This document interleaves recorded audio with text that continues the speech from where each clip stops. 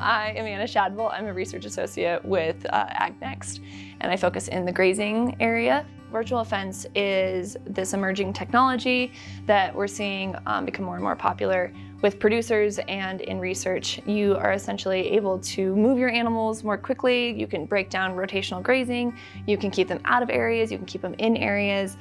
You can graze really, really specifically.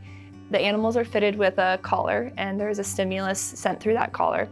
So you can pop up a fence anywhere on your computer, and then from your computer it'll communicate to a base station, and the base station to the collar.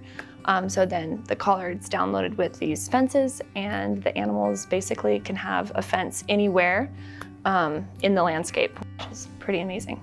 I think specifically to grazing management and why this is so interesting is people are really, really getting interested in how to optimize their grazing practices.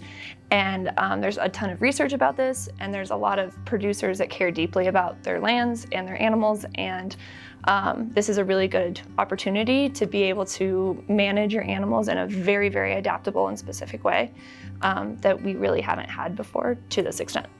So rotational grazing, I think, is probably the first thing people think of when they think of virtual fence and the ways they could utilize it. It's the ability to rotate your animals through these grasslands in an effort to give the grasslands a rest period.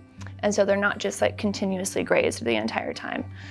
So with virtual fence, you could really, really increase or decrease, for that matter, your virtual fencing. So in a 500-acre pasture, you could take it all the way down to 5 100-acre pastures and have a lot more intention with where you're distributing your animals and your stocking rates and things like that. You can become very, very specific about what you're doing. So some opportunities we have with virtual fence is knowing where your animals are, being able to really, really specifically adaptively manage them, and then also your forage quality. There's also a huge ecological aspect of it too. If you want to keep your animals on and off areas, we worked a little bit with that, with keeping the cattle off a riparian area, and it worked really, really well. Some of the upfront challenges with virtual fence is it is a pretty big upfront cost. I think this makes it maybe not a great fit for everyone. If it is definitely 100% something that you want to do and you see a really specific need for it, I think it's a great option. Also, it's a lot more work than you probably think. There's actually a lot of pieces to it, and you do kind of have to manage for a new technology.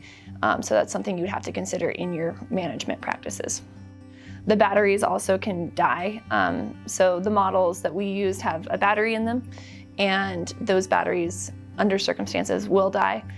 We didn't have very many of those, but that's another thing to keep in mind. Virtual fence really gives people the opportunity to have that adaptive management, that tailored grazing experience that you would maybe experience if you were out there herding them around.